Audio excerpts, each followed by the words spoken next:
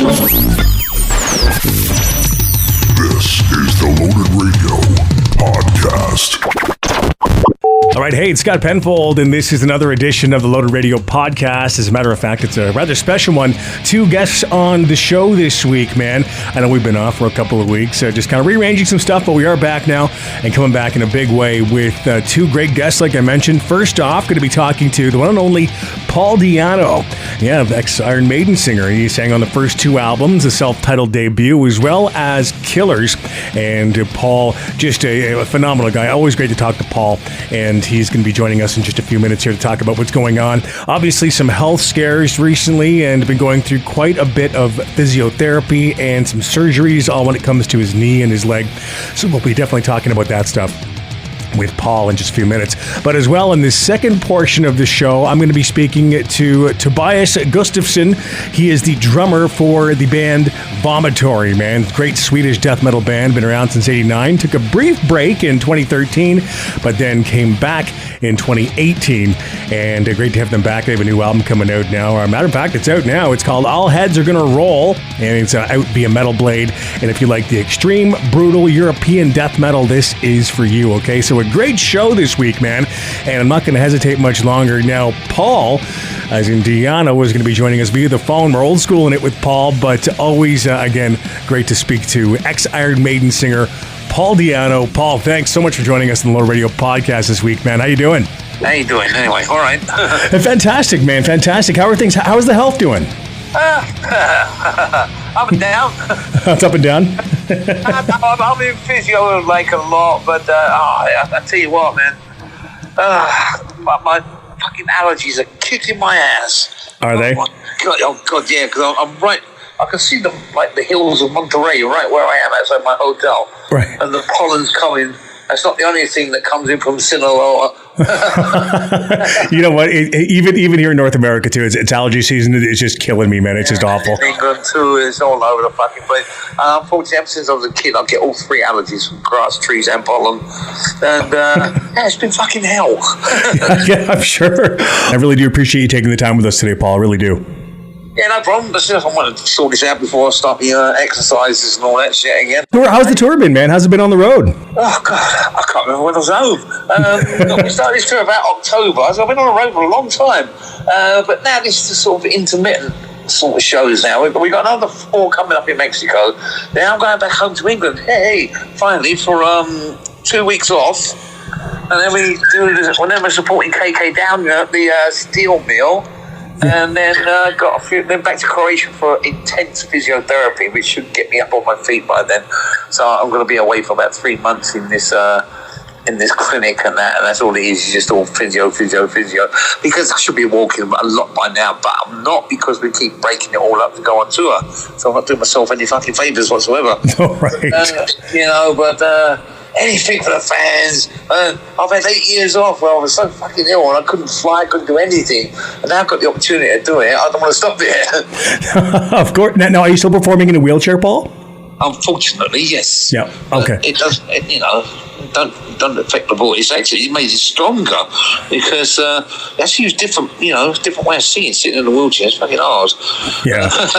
But yeah, we're getting there. So your fans over here, like, what happened with the knee exactly? Like, what happened with it? No, what happened was sepsis.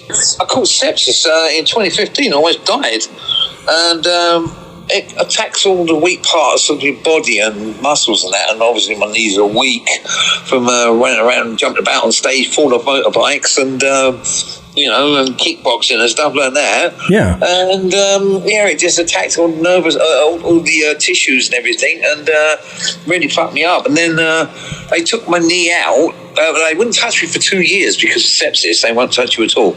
Right. To do any operations and that. And then when they finally took my knee out, I caught this thing you get in hospital. It's called MRSA. I caught it twice. Oh, God. So I'm like, you lucky bastard. And then that was another 2 years gone. So that's 4 years. And now I've had, and then they basically just, in England, we're so overwhelmed in that after COVID and everything, they just said, I'll sit in a wheelchair, mate, until you die. I thought, well, fuck you, that ain't going to happen. So we searched around and found a fantastic surgeon. Excuse me, these allergies are killing me. Who took my knee out, but it's not just my knee, it's the, what's that long bone at the bottom, like shin bone, that's all come out as well, so I've got, like, prosthetic in there. Right. As well, because it's just out all the bones away, it's like in my clavicle as well, on my shoulder, Wow. I've got all holes like a sponge. Jeez.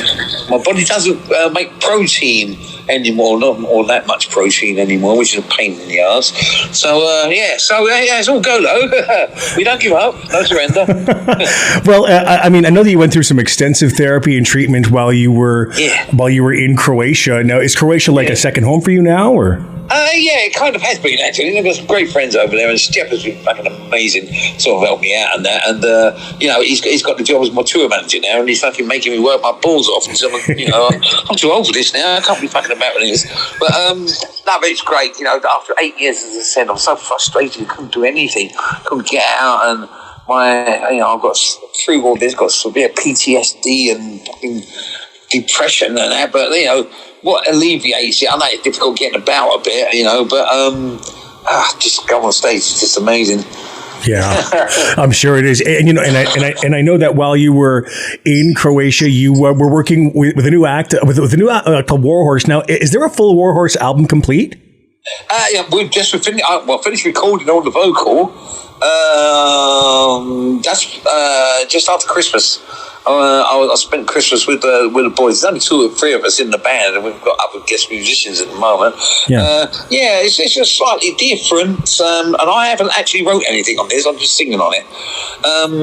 But we are part of the band. We got another new song. The boys just sent me a new track, or sending me a new track in the next couple of days. But they're sending me final mixes at the moment, which is pretty good. So there'll be a vinyl EP and that coming out very soon, with a cover of Depeche Mode "Precious" on there. I'm going to get some shit now because I said something bad about the Ghost fucking cover. I heard about that. Get your knives out, kids. There's the time to ever go back at Uncle Paul. Well. What do you honestly do you think of the song? Did you like the cover that they did though? No, the music's great. I just don't think Tobias fucking tried hard enough. Vocally, no, you know what I mean. It sounds a bit bland, his vocal, because it's not that bad. The music's good and that, but and he changed the lyrics slightly to make it more sort of singular, and that was a bit weird. But I don't. When I first heard it, I was probably in a bad mood that day. I said, "Oh, this is fucking dog shit," Right. But I listened to it about 3 or 4 times. I take it pretty damn good, actually, to be honest with you. But as I said, I just feel like Tobias didn't sort of, give it some, as we say. Give it some fucking welly, as you say. How does it feel when you hear people that cover those classic Iron Maiden tracks? I mean, did you feel like they take it as a compliment usually? Yes, very much so. Yeah, it's great, but but as I said, it all comes out in that one bit. It just seemed like the vocal just seemed a bit lacklustre. Really put a fellow musician down like that, because regardless of what you think of Ghosts, I'm very happy for them. Oh, absolutely. But, that just sort of got me a little bit that day. Maybe I was just pissed off with life as usual. I'm getting the grumpy I am. Fucking great. I think once you get over 50, you got every fucking right to say what you want. So anyway, but no, thinking about it's a bit harsh there for me. But then thinking about it, as I said, when I'm over it, I just wish you'd put a bit more effort into the vocal. That's all. I do want to ask, speaking of Maiden, how do you feel about Maiden being snubbed for the Rock and Roll Hall of Fame again this year? Oh, we don't give a fuck. I ain't bothered. I mean, come on. Just like some of the acts they have on there are nothing to do with fucking rock and roll anyway. So it's just a big con, big farce. We ain't worried about it. I mean, I know the rest of the Maiden guys are not worried about it. I certainly ain't. It's fucking inconvenience for me. You have to fucking get on planes and go over there and do all that old bollocks. I'm like, no, you're all right, mate. I'd rather sit home and watch football.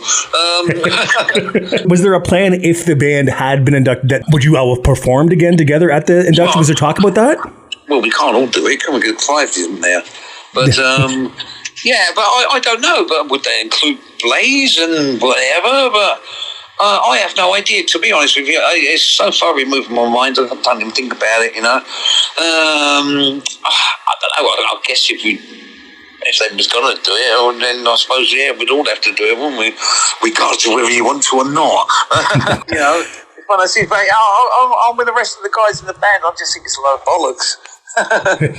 I think there'd be quite a few Maiden fans that would love to see, you up there even just belting out Wrathchild or Killers or something with the band again. I think that would be a Maiden fan come true for a lot of people. Oh, that'd be fun. But it'd be fun. But I'm in contact with Steve quite a bit. Because we're both sort of West Ham fanatics, us two. But they texted me the other day because we're in the European Cup final at the minute, so we're sort of quite happy. And they're actually in Croatia at the moment. They're actually rehearsing. I'm like, I'm stuck over here. So we missed each other again. I did see that you were at the Zagreb show, I believe, and you met with Steve again backstage with video that was posted there. What did you guys talk about there? Well, what was said between the two of you? That's private. Just really good to catch up, man. I haven't seen each other. I mean, we've been in contact with each other. Steve's sister Linda came over to Croatia for a couple of weeks. I've done a show a couple of days before. Yeah. A free one. We done a local bar and that, just to say thanks for everyone's help and all that stuff. And Linda was there, and she came over and spent a couple of days with us and there. So it was great. We all keep in contact in there, because what the press might think that we all hate each other, which is bollocks. And man, it was good to just catch up with Steve. I never saw the rest of the guys, unfortunately. But I'll send all my best wishes on to them in Croatia at the moment, and we'll catch up on the road sometime. Well, it was also really cool seeing you being there and enjoying the show, and even watching Bruce play some of your classic songs. How does that feel, seeing Bruce do these songs? It's good. No, of course it's good. Well, we're different sort of singers anyway. So it's like Bruce is more sort of operatic. Mine's just a big mouth having a go. It's nice. It's good. It was a damn good show, I must admit. I didn't know what I was expecting, but it was really good actually, and I enjoyed it. I see two great bands that month, and with Kiss as well, which is great. First time I've seen Gene and Paul for over 30 years. It was fantastic. Oh, wow. Getting back to you, though, Paul, I did want to ask about some of your past. I mean, you've got such an incredible past, not just with Maiden, but the band Gog Magog that you did with Clive Burr and Janet Gers. I know it was a very brief thing, but how do you look back at that experience? Oh, it's fucking horrible. Was it? I think the rest of the guys say that too as well. Because what it was, is these two guys in England. He's a famous TV producer. He was a radio DJ. He was also a fucking dirty pervert who got put away for being a fucking fiddler or whatever. I don't know, with kids and stuff. No one found out. Yeah, he had a hit single as well called "Everyone's Gone to the Moon." This guy called Jonathan. I can't even remember his last name now. He decided to put this band together like a super group called Gog Magog with songs written by Rod Argent and a few other people and stuff. And we was all replacements because everyone else dropped out. It was like John Entwistle on bass. So it'd been Cozy Powell on drums. David Coverdale on vocals. Wow. I can't remember who else. And then they all sort of dropped out. They got wise before we did. And then we all thought, fuck it, we'll have a go. But the most frustrating part of it is we couldn't write anything. We weren't allowed to do that. And he was asking ridiculous amounts of money to sign the band. Like about £40 million for this super group. And we were like, oh, come on, mate, sort yourself out. Right. So that all went, as we say in England, tits up. And and we went, it's just all shit in the end. So, and as I said, I've got this thing we do with Warhorse at the moment. As I said, I haven't really contributed much, only vocal. But hopefully by the next album we'll been writing together, and it's been a bit difficult while I'm on in hospitals and whatever. But yeah, that's the same thing. You get a bit frustrated, and when someone else is always calling the shots, and you don't know what the hell to do. And as I said, some of the lyrics, that stuff. I mean, fucking 5-year-old could have wrote lyrics to that. Gog stuff, and I'm like, come on, it was just all I thought it was just a big con. Well, I got to ask, how do you look back at your time with the band Killers? Oh, great. Best time ever. Really? Yeah. Battlezone and Killers. Two of them, I loved it. We had such great... It's like all the same pretty much the same band. We just evolved out to change our name a little bit because of contractual shit with our record companies and that, so we changed it to Killers. But only because we couldn't think of a better fucking name. We sat there for weeks trying to think of a good name, and no one came out with it. I'm going to do Paul Di'Anno and Killers. I'm like, all right, that'll do. So we done that, and but it was good. Great tour around the world. I could spend so much time in America on tour. It's unbelievable. So we had a really great time. We're still in contact now. When I go play the Steel Mill, I got Gavin and Steve coming down to see us, and Cliff co-manages me at the moment as well. Oh, cool. Yeah, so it's all good. Getting back to Warhorse, I did want to ask, there has been word that there are some special guests on this album. Can you reveal any of them? We've got Joe Lazarus. Oh, cool. Who's like Linda's son and Steve's nephew. Yeah. He's playing drums on a track. We've got Becky Baldwin on bass on a couple of tracks here and there. That's it. I don't know what else they've got up to while I've been away. They don't tell me everything. So that's it. But, we're thinking ahead of like for the next album. We're also thinking about like live next year as well. Oh, that's going to take some doing. Are there any plans for you to come over to here to North America anytime soon? Well, Stepan's working on it now.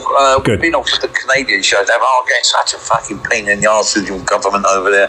They are, sorry to say, scared of their own shadow. But I mean, sometimes I let me in, sometimes I don't. Because I was in prison over there when for a bit. But it was fucking nearly 30 years ago. I mean, come on, let it go for fuck's sake. Everyone's changed.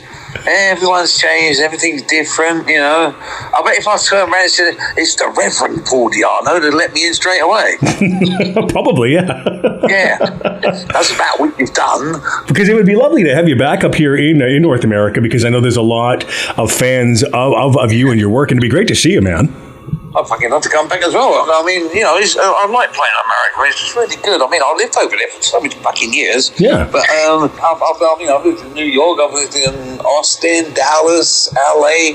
But I think I've done my time there living there anyway. I thought that's enough. So basically, at the end of the day, you're still a European, and so you want to go back home. Yeah. And especially when I started getting sick and stuff like that. Now that's even more so that I sort of divide my time now, if I can, so not travel too far away. I mean, my wife and my son are still over in Boston. Another thing when it comes to, going back to that time that you had with Maiden. I mean, when you look back at those first two albums, are there any like certain memories that pop out specifically for you, or is it all sort of just one big blur? Or yeah, pretty much one big blur. we really fucking know what he's doing. Second album was a bit of an eye-opener because we got Martin Birch in there and that. Right. And as I said, I always prefer the first album of the songs. I love the first album. Yeah, just the production was crap. But then the difference between that and Martin was unbelievable. But I always call him the headmaster because I make you go over and over and over things again. I'm not used to this. And then you start getting pissed off. And, but it was good. It was good. I learned a lot. So it's awesome. Paul, thank you so much for your time, my friend. And you know what? I'll keep in touch with Stefan. And the second I hear you're coming to North America, I will be there, sir. Okay, mate. No problem. Have a good day. There he is. That's Paul Di'Anno, and hopefully we do see Paul over here in North America hitting the stage, or rather stages at some point soon. Just a great performer, and you got to hand it to the guy, man. Being out there in a wheelchair and still going out and belting out, those classic Maiden tunes like Wrathchild and Phantom of the Opera and stuff like that. So good on you, Paul, and again, really do hope to see you soon. But it's Scott Penfold here with you on the Loaded Radio podcast. I am now being joined by Tobias Gustafsson. He's the drummer for the Swedish death metal band Vomitory. They have a brand new album out now, man. It is a brutal, brutal album as well. It's called All Heads Are Gonna Roll, out via Metal Blade. Give it a listen if you dig the extreme heaviness. I mean, it's just that sweetness that is European death metal, Swedish death metal, if you would. But Tobias, thanks for joining us on the Low Radio podcast this week, man. Yeah, thank you for having us. Now, let's get into it, man. Let's talk about the ninth studio album, All Heads Are Gonna Roll. Now, I mean, this is your ninth studio album now. How does this one stand out from the previous releases? I would say that it's, in many ways, it's a very vomitory sounding album. Obviously, since we're Vomitory. I think that with this album, we looked back a little bit more to the albums around that we made in the early 2000s. Yep. Like Revelation, Nausea, and Blood Rapture. We tried to make this new album a little bit more straightforward, like those albums. We were trying to not complicate things too much. I think that in a way, on our previous album, which were supposed to be the last Vomitory album, Opus Mortis 8, I think sometimes on that album, I think we complicated things a little bit too much. So now we try to keep it more straightforward and, I wouldn't say more simple, but more straightforward and more in the face. Another thing is that we wanted to focus on building and writing stronger choruses for the songs, and that because I think we've always had choruses in songs, but maybe they weren't so obvious at times. Right. So we wanted to make them more memorable this time around, and I think we pulled that off pretty well on this one. I think you did too, especially with the latest single, Raped, Strangled, Sodomized, Dead. That is a killer, brutal death metal track, man. First off, I got to say that is awesome. Great job on that track. I love that. Yeah, thank you very much. Yeah, it's that one in particular is especially catchy, I would say, on the album. And you know what I love about that track too is like in watching the video for that, it's like I love how you guys actually harmonize in the brutal guttural way. I mean, you actually participate in some of the vocals in that track, which I think is awesome, man. And it's really, really killer. Yeah, it's cool. Even from the tracks I've heard on the album, it is that straight up that classic death metal sound. Now, what is the writing process that Vomitory goes through when sitting down to create a new album? I mean, is it like you're sitting there thinking, like all four of you, or you guys are all in a room together? Are you all sort of at home and you're sending in bits to each other? How does it work with you guys? We always write by ourselves, more or less. On this album, it was only me and Eric who wrote the music, and Eric wrote all the lyrics actually this time around. Okay. We usually write by ourselves and then, finish a whole song before presenting it to the other guys. And then everyone has an input on if maybe we should change something or change places on certain parts or shorten that part or extend that part and stuff like that. Mm. But basically when the song is finished, it's finished. One thing that was a little bit different this time around was that Eric and we worked more closely together, and we actually had several sessions where we were sitting down and writing together, which we haven't done since the Revelation Nausea days, I think. Yeah. So, yeah. And it was very, very good way of working, I think. We wrote the music for Dead Man Stalking together. Okay. And also we when Eric was writing the lyrics, we collaborated a lot more with how I was imagining the phrasings of the vocals on certain parts of certain songs and so on. So yeah, I think it turned out it worked really well, and I think that we will continue working like that a lot more on the next album. That's great too, man. And one thing I really love about Vomitory is the visual aspect of the lyrics, the songs, and just the content. I mean, where do you guys draw your inspiration from? Obviously, there's a lot of horror there, a lot of gore, but where do you guys really draw that sort of imagery from? Well, obviously, movies and books. I don't know. Also, obviously, other death metal bands as well. That's a very big source of inspiration. But also, I mean, just watching the news, you hear about sick stuff going on, and sure. even these true crime TV shows. It's also something that you can get inspiration from. Actually, the song title "Raped, Strangled, Sodomized, Dead" is taken from one of those shows where there was this investigator being interviewed, and it was Eric who was watching this show, and the investigator said he commented about the victim on that particular case, that there he or she was, probably a she, in the ditch, raped, strangled, sodomized, dead. Eric heard that and, oh shit, that was a great song title.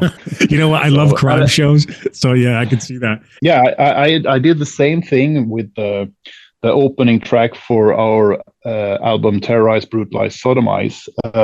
The song Eternal Trail of Corpses. Yeah, it was the same thing for me. I was watching a true crime show where they were describing the perpetrator who left an eternal trail of bodies after him. So I thought that sounded cool, but Eternal Trail of Corpses is a little bit cooler. So you get some great content there, man. And and also, I mean, when I first heard that track or even saw the track, of course, Cannibal Corpse did come to mind. With Stripped, Raped, and Strangled, very, very similar there. Is there some influence there from that band? Yeah, maybe not so much musically, but musically also, but they are more the attitude and maybe the lyrics, I would say, and the general image, I think. And also everybody knows that the guys of Cannibal Corpse are great guys. And it's a great live band, and it's probably one of the best death metal live bands that you can witness, and of course that gives you inspiration to see them on stage and see them how laid back and cool they are off stage, and so maybe it's not so much the music but more as a collective band. And I would say, no, I understand, and I've interviewed the guys too. That they're absolutely awesome guys. Back into Vomitory, though, looking at the history of the band, you guys have been around a while. You guys did break up back in 2013. What happened there? Why did you call it quits, and why did you reunite? I think we call it quits because that was something that had been growing for a couple of years prior. I think the lack of motivation were growing bigger and bigger, and it was feeling more and more like an uphill battle for us. The energy and the fire wasn't there anymore, really. And for me personally, I felt the band was turning into a heavy burden on my shoulders rather than something that I was enjoying doing, which was always the case up until then.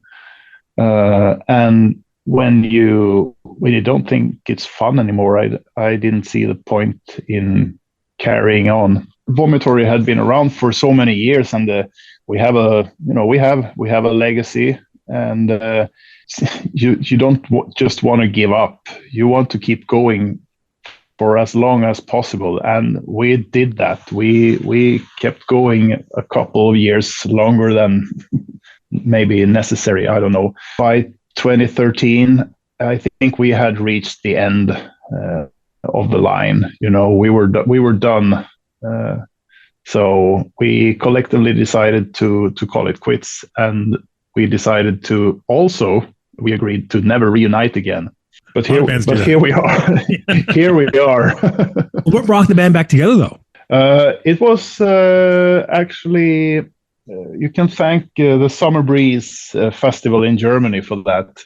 Okay. Because they got in contact with us in 2017 and asked us if we wanted to do a one-off reunion show, like a special show, at their festival. They were having their 20th anniversary of the festival in 2017. Yeah. And also they were going to have this special dedication, a special one of the stages was dedicated to honor the memory of Michael Trengert, who was the label manager for Metal Blade in Europe for many years. And after he left Metal Blade, he focused solely on the Summer Breeze Festival. So he was the head of that festival.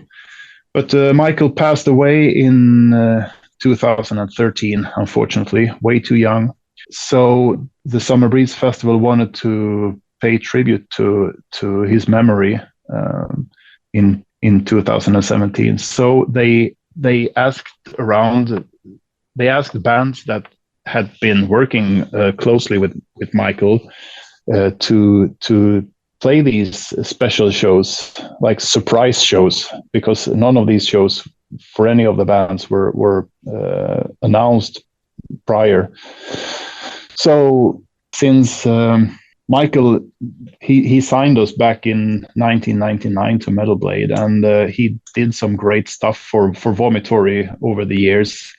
He put us on some great tours. You know, we toured very early on with Cannibal Corpse as support, and a lot of other bands in Europe.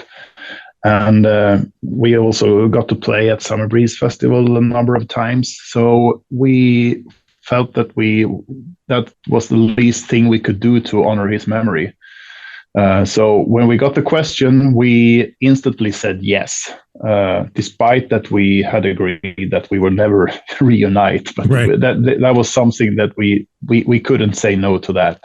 Of course. So the show was great, and the band sounded killer. So afterwards, we were really happy with how everything had went. So we said, let's not close the door. Maybe we should play some more shows in the future. And then after some time, Eric, our vocalist, bass player, he came up with the idea that we should get together in 2019 to celebrate the 30th anniversary of the band, to just go out and play live. No new album or anything, just to play the old classics and play as many shows as possible. So we did that, and that was also meant to be a temporary thing for that year only. But then we decided to extend the reunion for another year. But then the pandemic came. So during the pandemic, we started to think that maybe we should get back together for real again and start releasing albums and go on tours and work as a real band like we did back in the days. So in 2021 we decided to start working on a new album. It's amazing how something good came out of the pandemic there, you know what I mean? That a lot of bands, a lot of bad things came out of the pandemic, but when it comes to at least your situation, it led to something very cool and very awesome, so that's good to hear. Yeah. Thank you so much again, Tobias. I appreciate your time, and I hope to see you here soon, man. I love you guys, and I can't wait. Yeah, it would be great. Thanks a lot for the talk. It was nice. Yeah, absolutely, buddy. And we'll see you again soon, hopefully. Yeah.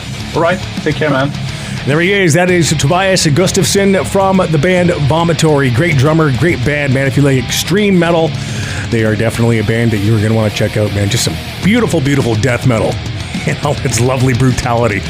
But don't forget, check out LoadedRadio.com for all your hard rock and metal news on a daily basis as well. You can download the Loaded Radio app. It's free. Get all that news to your phone or your device. Also, the 24-hour radio station. Yeah, the stream is going 24/7 with live personalities and tons of great hard rock and metal.